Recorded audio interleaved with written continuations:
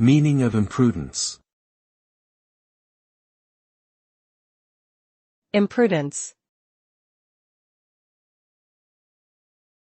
Imprudence. Imprudence.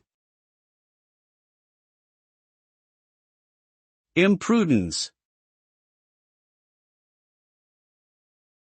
The term imprudence can be defined as the quality of being unwise or lacking good judgment in decision-making. It refers to acting in a careless or reckless manner without considering the potential consequences of one's actions.